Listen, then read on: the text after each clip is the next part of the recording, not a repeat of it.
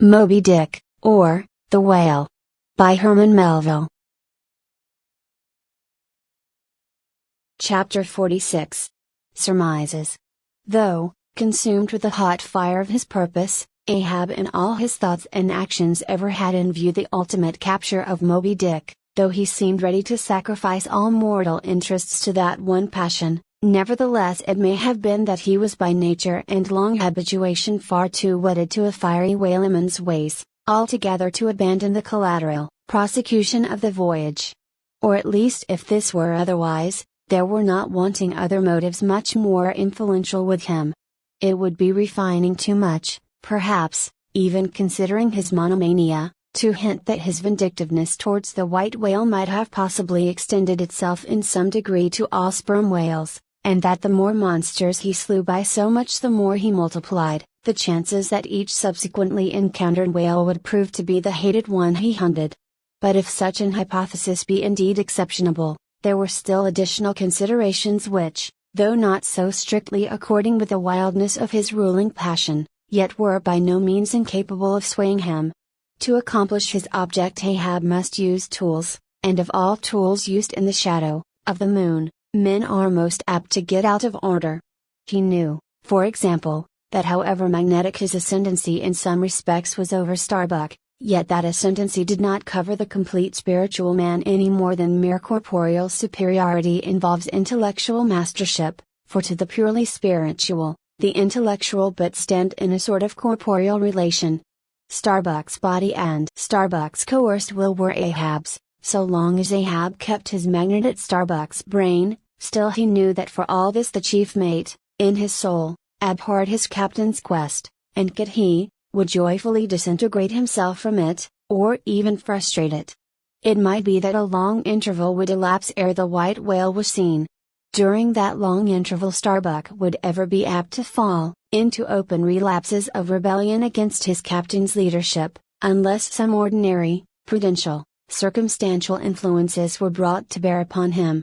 Not only that, but the subtle insanity of Ahab respecting Moby Dick was nowadays more significantly manifested than in his superlative sense and shrewdness in foreseeing that, for the present, the hunt should in some way be stripped of that strange imaginative impiousness which naturally invested it, that the full terror of the voyage must be kept withdrawn into the obscure background, for few men's courage is proof against protracted meditation unrelieved by action, that when they stood their long night watches, his officers and men must have some nearer things to think of than Moby Dick.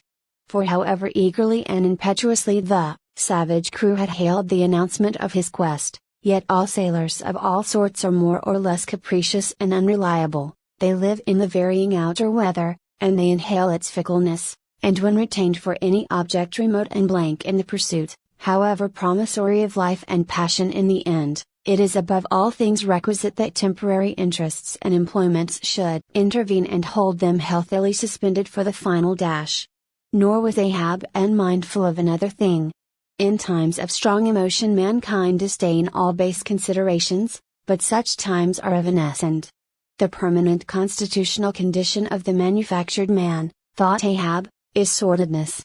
Granting that the white whale fully incites the hearts of this my savage crew, and playing round their savageness even breeds a certain generous knight-errantism in them, still, while for the love of it they give chase to Moby Dick, they must also have food for their more common, daily appetites. For even the high-lifted and chivalric crusaders of old times were not content to traverse 2,000 miles of land to fight for their holy sepulchre, without committing burglaries, picking pockets, and gaining other pious perquisites by the way. Had they been strictly held to their one final and romantic object, that final and romantic object, too many would have turned from in disgust. I will not strip these men, thought Ahab, of all hopes of cash. Cash. They may scorn cash now, but let some months go by, and no prospective promise of it to them, and then this same quiescent cash all at once, mutinying in them, this same cash would soon cashier Ahab. Nor was there wanting still another precautionary motive more related to Ahab personally. Having impulsively, it is probable, and perhaps somewhat prematurely revealed the prime but private purpose of the Pequod's voyage, Ahab was now entirely conscious that, in so doing, he had indirectly laid himself open to the unanswerable charge of usurpation, and with perfect impunity, both moral and legal, his crew if so disposed, and to that end competent, could refuse all further obedience to him, and even violently wrest from him the command. From even the barely hinted imputation of usurpation, and the possible consequences of such a suppressed impression gaining ground, Ahab must of course have been most anxious to protect himself. That protection could only consist in his own predominating brain and heart and hand, backed by a heedful, closely calculating attention to every minute atmospheric influence which it was possible for his crew to be subjected to. For all these reasons then, and others perhaps too analytic to be verbally developed here, Ahab plainly saw that he must still in a good degree continue true to the natural, nominal purpose of the Pequod's voyage, observe all customary usages, and not only that, but force himself to evince all his well-known passionate interest in the general pursuit of his profession. Be all this as it may, his voice was now often heard hailing the three mastheads and admonishing them to keep a bright lookout, and not omit reporting even a porpoise. This vigilance was not long without reward.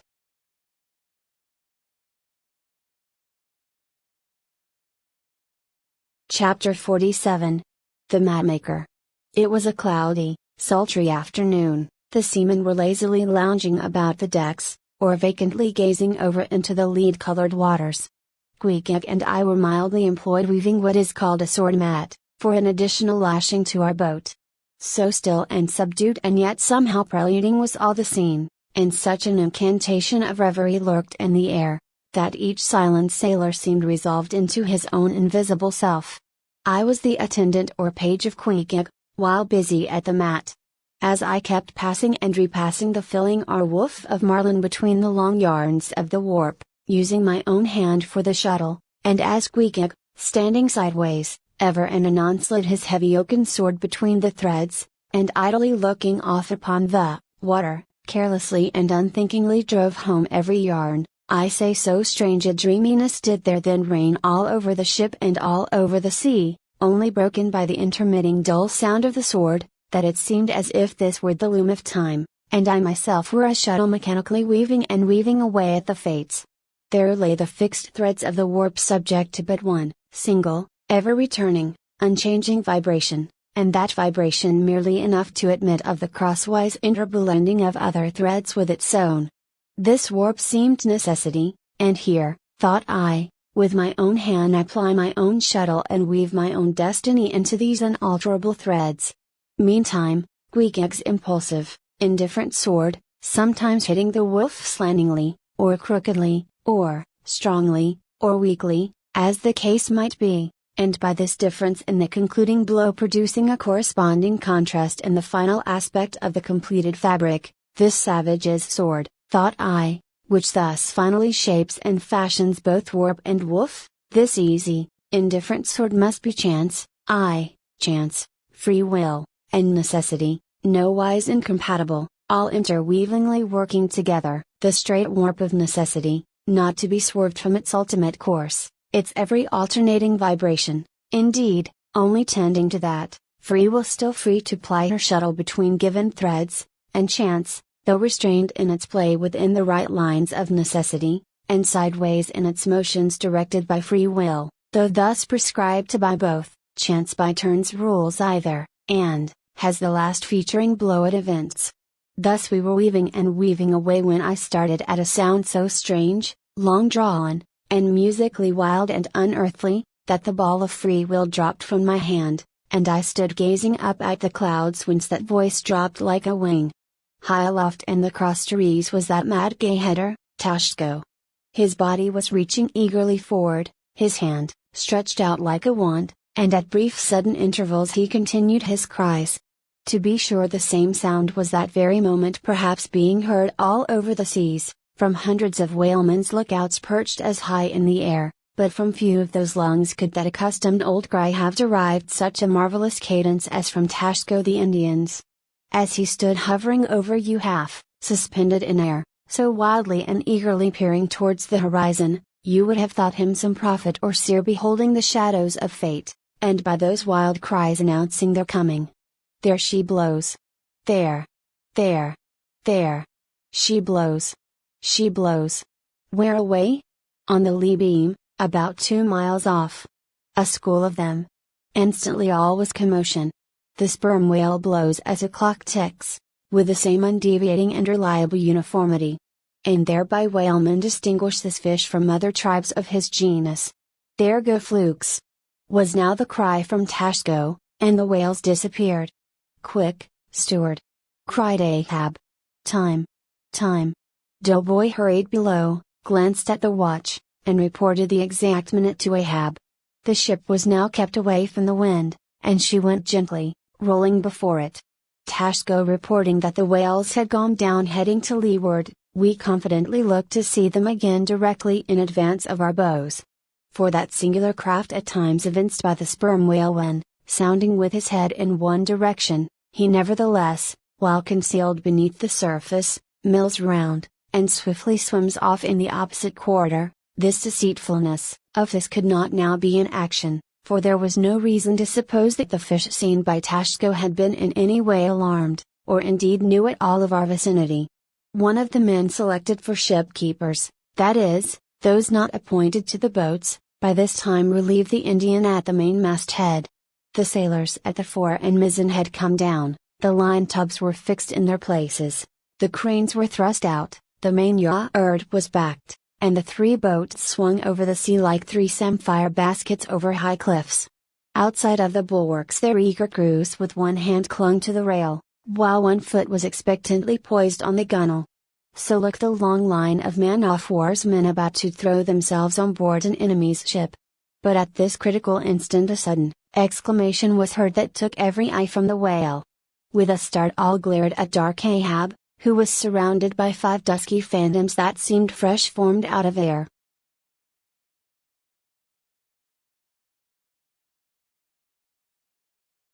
Chapter 48. The first lowering. The phantoms, for so they then seemed, were flitting on the other side of the deck, and, with a noiseless celerity, were casting loose the tackles and bends of the boat which swung there. This boat had always been deemed one of the spare boats, though technically called the captain's, on account of its hanging from the starboard corner. The figure that now stood by its bows was tall and swart, with one white tooth evilly protruding from its steel-like lips. A rumpled Chinese jacket of black cotton funereally invested him, with wide black trousers of the same dark stuff. But strangely crowning this ebonness was a glistening white plaited turban, the living hair braided and coiled round and round upon his head. Less swart in aspect, the companions of this figure were of that vivid, tiger yellow complexion peculiar to some of the aboriginal natives of the Manilas semi-colony race, notorious for a certain diabolism of subtlety, and by some honest white mariners supposed to be the paid spies and secret confidential agents on the water of the devil, their lord, whose counting room they supposed to be elsewhere. While yet the wondering ship's company were gazing upon these strangers, Ahab cried out to the white-turbaned old man at their head, "Already there, Fiedla?" "Ready," was the half-hissed reply. "Lower away then, d'ye hear?" shouting across the deck. "Lower away there, I say." Such was the thunder of his voice, that spite of their amazement the men sprang over the rail, the sheaves rolled round in the blocks, with a wallow, the 3 boats dropped into the sea, while, with a dexterous, off-handed daring, unknown in any other vocation, the sailors, goat-like, leapt down the rolling ship's side into the tossed boats below. Hardly had they pulled out from under the ship's lee, when a 4th keel, coming from the windward side, pulled round under the stern, and showed the 5 strangers rowing Ahab, who, standing erect in the stern, loudly hailed Starbuck, Stubb, and Flask, to spread themselves widely, so as to cover a large expanse of water. But with all their eyes again riveted upon the swart Fiedla and his crew, the inmates of the other boats obeyed not the command. "Captain Ahab," said Starbuck. "Spread yourselves," cried Ahab, "give way, all 4 boats. Thou, Flask, pull out more to leeward." "Aye, sir," cheerily cried little King Post, sweeping round his great steering oar. "Lay back." Addressing his crew. There exclamation mark there again. There she blows right ahead, boys exclamation mark lay back. Never heed yonder yellow boys, Archie. Oh, I don't mind them, sir, said Archie, I knew it all before now. Didn't I hear him in the hold? And didn't I tell Quebeco hear of it? What say ye, Quebeco? They are stowaways, Mr. Flask, pull, my fine hearts alive, pull, my children, pull, my little ones, drawlingly and soothingly sighed Stubb to his crew, some of whom still showed signs of uneasiness. Why don't you break your backbones, my boys? What is it you stare at? Those chaps in yonder boat? Tut! They are only 5 more hands come to help us, never mind from where, the more the merrier. Pull, then, do pull, never mind the brimstone, devils are good fellows enough. So, there you are now, that's the stroke for £1,000, that's the stroke to sweep the stakes. Hurrah for the gold cup of sperm oil, my heroes! 3 cheers, men, all hearts alive. Easy, don't be in a hurry, don't be in a hurry. Why don't you snap your oars, you rascals? Bite something, you dogs. So, then softly, that's it. Long and strong. Give way there, give way. The devil fetch ye, ye ragamuffin rapscallions, ye're all asleep. Stop snoring, ye sleepers, and pull. Pull, will ye? Pull, can't ye? Pull, won't ye? Why in the name of gudgeons and ginger cakes don't ye pull ? Pull and break something. Pull, and start your eyes out. Here. Whipping out the sharp knife from his girdle, every mother's son of ye draw his knife, and pull with the blade between his teeth. That's it. Now ye do something, that looks like it, my steel bits. Start her, my silver spoons. Start her, marling spikes. Stubb's exordium to his crew is given here at large, because he had rather a peculiar way of talking to them in general, and especially in inculcating the religion of rowing. But you must not suppose from this specimen of his sermonizings that he ever flew into downright passions with his congregation. Not at all, and therein consisted his chief peculiarity. He would say the most terrific things to his crew, in a tone so strangely compounded of fun and fury, and the fury seemed so calculated merely as a spice to the fun, that no oarsman could hear such queer invocations without pulling for dear life, and yet pulling for the mere joke of the thing. Besides, he all the time looked so easy and indolent himself, so loungingly managed his steering oar, and so broadly gaped, open-mouthed at times, that the mere sight of such a yawning commander, by sheer force of contrast, acted like a charm upon the crew. Then again, Stubb was one of those odd sort of humorists, whose jollity is, sometimes so curiously ambiguous, as to put all inferiors on their guard in the matter of obeying them. In obedience to a sign from Ahab, Starbuck was now pulling obliquely across Stubb's bow, and when for a minute or so the 2 boats were pretty near to each other, Stubb hailed the mate. "Mr. Starbuck. Larboard boat there, ahoy! A word with ye, sir, if ye please." "Halloa!" returned Starbuck, turning round not a single inch as he spoke, still earnestly but whisperingly urging his crew, his face sun like a flint from Stubb's. "What think ye of those yellow boys, sir? Smuggled on board, somehow, before the ship sailed. Strong, boys," in a whisper to his crew, then speaking out loud again, "a sad business, Mr. Stubb. Seethe her, my lads, but never mind, Mr. Stubb, all for the best. Let all your crew pull strong, come what will. Spring, my men, spring, there's hogsheads of sperm ahead, Mr. Stubb, and that's what ye came for. Pull, my boys, sperm's the play. This at least is duty and profit hand in hand." I thought as much," soliloquized Stubb, when the boats diverged. "As soon as I clapped eye on 'em, I thought so. And that's what he went into the afterhold for, so often, as Doughboy long suspected. They were hidden down there. The white whale's at the bottom of it. Well, So be it. Can't be helped. All right. Give way, men. It ain't the white whale today. Give way. Now the advent of these outlandish strangers at such a critical instant as the lowering of the boats from the deck, this had not, unreasonably awakened a sort of superstitious amazement in some of the ship's company, but Archie's fancied discovery having some time previous got abroad among them, though indeed not credited then, this had in some small measure prepared them for the event. It took off the extreme edge of their wonder, and so what with all this and Stubbs' confident way of accounting for their appearance, they were for the time freed from superstitious surmisings, though the affair still left abundant room for all manner of wild conjectures as to dark Ahab's precise agency in the matter from the beginning. For me, I silently recalled the mysterious shadows I had seen creeping on board the Pequod during the dim Nantucket dawn, as well as the enigmatical hintings of the unaccountable Elijah.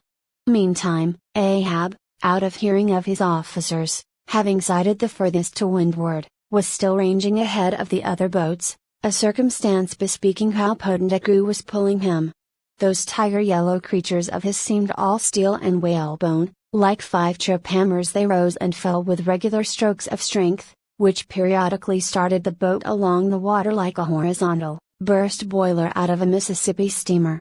As for Fiedler, who was seen pulling the harpooner oar, he had thrown aside his black jacket, and displayed his naked chest with the whole part of his body above the gunwale, clearly cut against the alternating depressions of the watery horizon, while at the other end of the boat Ahab, with one arm, like a fencer's, thrown half backward into the air, as, if to counterbalance any tendency to trip, Ahab was seen steadily managing his steering oars in the 1,000 boat lowerings ere the white whale had torn him. All at once the outstretched arm gave a peculiar motion and then remained fixed, while the boat's 5 oars were seen simultaneously peaked. Boat and crew sat motionless on the sea. Instantly the 3 spread boats in the rear paused on their way.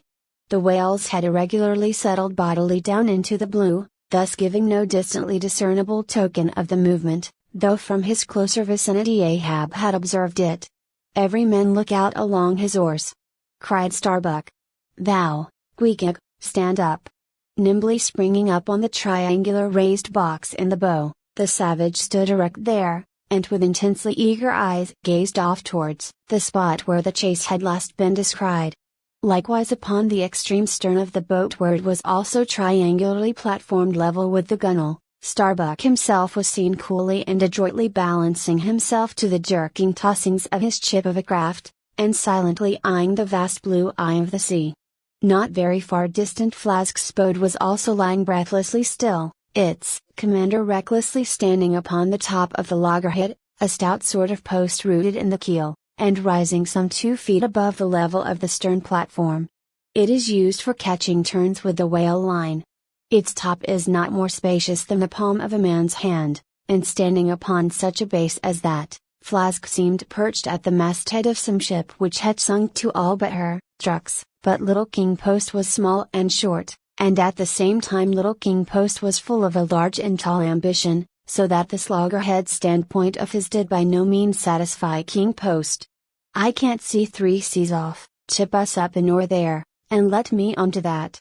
Upon this, Daggoo, with either hand upon the gunwale to steady his way, swiftly slid aft, and then erecting himself volunteered, his lofty shoulders for a pedestal. "Good a masthead as any, sir. Will you mount?" "That I will, and thank ye very much, my fine fellow, only I wish you 50 feet taller." Whereupon planting his feet firmly against 2 opposite planks of the boat, the gigantic negro, stooping a little, presented his flat palm to Flask's foot, and then putting Flask's hand on his hearse-plumed head and bidding him spring as he himself should toss, with one dexterous fling landed the little man high and dry on his shoulders. And here was Flask now standing, Daggoo with one lifted arm furnishing him with a breastband to lean against and steady himself by. At any time it is a strange sight to the tyro to see with what wondrous habitude of unconscious skill the whaleman will maintain an erect posture in his boat, even when pitched about by the most riotously perverse and cross-running seas. Still more strange to see him giddily perched upon the loggerhead itself, under such circumstances. But the sight of little Flask mounted upon gigantic Daggoo was yet more curious, for sustaining himself with a cool, indifferent, easy, unthought of, barbaric majesty, the noble Negro to every roll of the sea, harmoniously rolled his fine form. On his broad back, flaxen-haired Flask seemed a snowflake. The bearer looked nobler than the rider.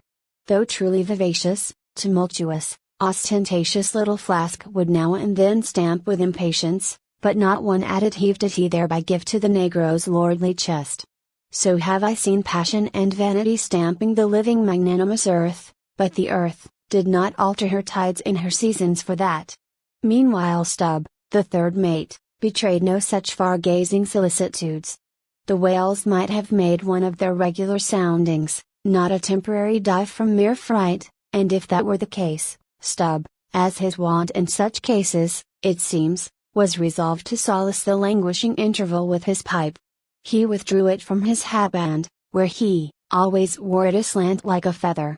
He loaded it, and rammed home the loading with his thumb end, but hardly had he ignited his match across the rough sandpaper of his hand, when Tashko, his harpooner, whose eyes had been setting to windward like two fixed stars, suddenly dropped like light from his erect attitude to his seat, crying out in a quick frenzy of hurry, "Down, down all, and give way!" There they are.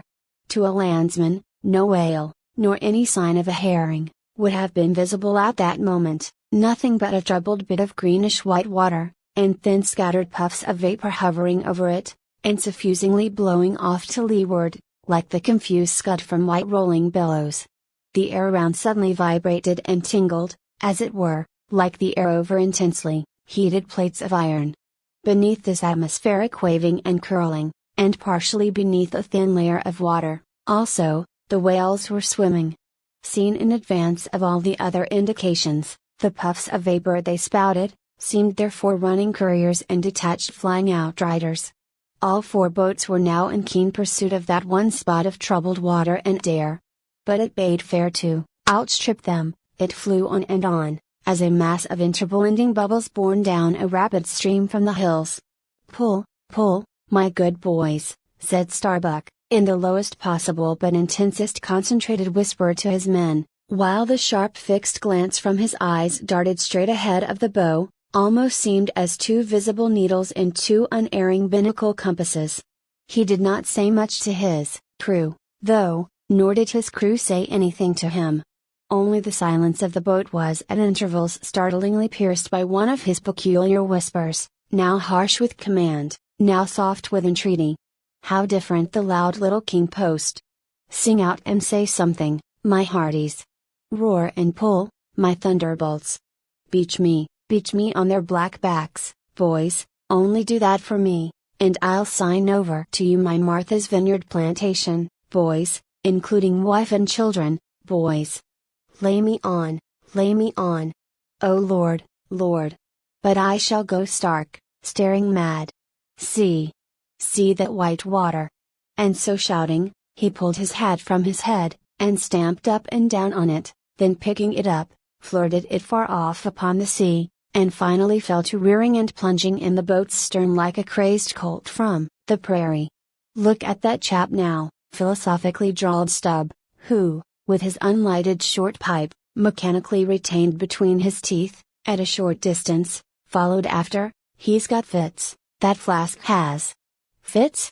"Yes, give him fits, that's the very word, pitch fits into 'im.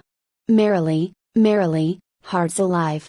Pudding for supper, you know, Mary's the word. Pull, babes, pull, sucklings, pull, all. But what the devil are you hurrying about?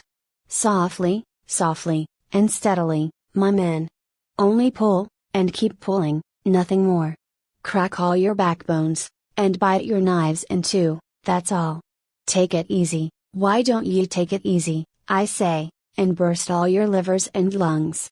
But what it was that inscrutable Ahab said to that tiger yellow crew of his, these were words best omitted here, for you live under the blessed light of the evangelical land. Only the infidel sharks in the audacious seas may give ear to such words, when, with tornado brow, and eyes of red murder, and foam-glued lips, Ahab leapt after his prey. Meanwhile, all the boats tore on. The repeated specific allusions of Flask to that whale, as he called the fictitious monster which he declared to be incessantly tantalizing his boat's bow with its tail, these allusions of his were at times so vivid and lifelike, that they would cause some one or two of his men to snatch a fearful look over the shoulder. But this was against all rule, for the oarsmen must put out their eyes, and ram a skewer through their necks, usage pronouncing that they must have no organs but ears, and no limbs but arms, in these critical moments. It was a sight full of quick wonder and awe. The vast swells of the omnipotent sea, the surging, hollow roar they made, as they rolled along the 8 gunwales, like gigantic bowls in a boundless bowling green, the brief suspended agony of the boat, as it would tip for an instant on the knife-like edge of the sharper waves, that almost seemed threatening to cut it in two, the sudden profound dip into the watery glens and hollows, the keen spurrings and goadings to gain the top of the opposite hill, the headlong, slide down its other side all these, with the cries of the headsmen and harpooneers, and the shuddering gasps of the oarsmen, with the wondrous sight of the ivory Pequod bearing down upon her boats with outstretched sails, like a wild hen after her screaming brood all this, was thrilling. Not the roaring recruit, marching from the bosom of his wife into the fever heat of his first battle, not the dead man's ghost encountering the first unknown phantom in the other world neither of these can feel stranger and stronger emotions than that man does, who for the first time finds himself pulling into the charmed, churn circle of the hunted sperm whale. The dancing white water made by the chase was now becoming more and more visible, owing to the increasing darkness of the dun cloud shadows flung upon the sea. The jets of vapor no longer blended, but tilted everywhere to right and left, the whales seemed separating their wakes. The boats were pulled more apart, Starbuck giving chase to 3 whales running dead to leeward. Our sail was now set, and, with a still rising wind, we rushed along, the boat going with such madness through the water, that the lee oars could scarcely be worked rapidly enough to escape being torn from the rowlocks. Soon we were running through a suffusing wide veil of mist, neither ship nor boat to be seen. "Give way, men," whispered Starbuck, drawing still further aft the sheet of his sail, "there is time to kill a fish yet, before the squall comes. There's white water again!" Close to spring. Soon after, 2 cries in quick succession on each side of us denoted that the other boats had got fast, but hardly were they overheard, when with a lightning-like hurtling whisper Starbuck said, "Stand up!" And Queequeg, harpoon in hand, sprang to his feet. Though not one of the oarsmen was then facing the life and death barrel, so close to them ahead, yet with their eyes on the intense countenance of the mate in the stern of the boat, they knew that the imminent instant had come. They heard, too, an enormous wallowing sound as of 50 elephants stirring in their litter. Meanwhile the boat was still booming through the mist, the waves curling and hissing around us like the erected crests of enraged serpents. "That's his hump. There, give it to him," whispered Starbuck. A short rushing sound leapt out of the boat. It was the darted iron of Queequeg. Then all in one welded commotion came an invisible push from astern, while forward the boat seemed striking on a ledge, the sail collapsed and exploded, a gush of scalding vapor shot up nearby, something rolled and tumbled like an earthquake beneath us.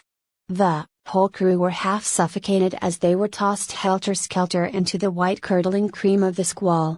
Squall, whale, and harpoon had all blended together, and the whale, merely grazed by the iron, escaped. Though completely swamped, the boat was nearly unharmed.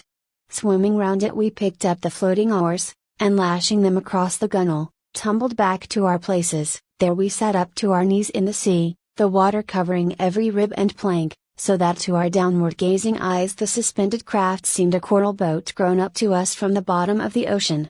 The wind increased to a howl, the waves dashed their bucklers together, the whole squall roared, forked, and crackled around us like a white fire upon the prairie, in which, unconsumed, we were, burning, immortal in these jaws of death. In vain we hailed the other boats, as well roar to the live coals down the chimney of a flaming furnace as hail those boats in that storm. Meanwhile the driving scud, rack, and mist, grew darker with the shadows of night, No sign of the ship could be seen. The rising sea forbade all attempts to bail out the boat. The oars were useless as propellers, performing now the office of life preservers. So, cutting the lashing of the waterproof match keg, after many failures Starbuck contrived to ignite the lamp in the lantern, then stretching it on a wave pole, handed it to Queequeg as the standard bearer of this forlorn hope. There, then, he sat, holding up the imbecile candle in the heart of that almighty forlornness.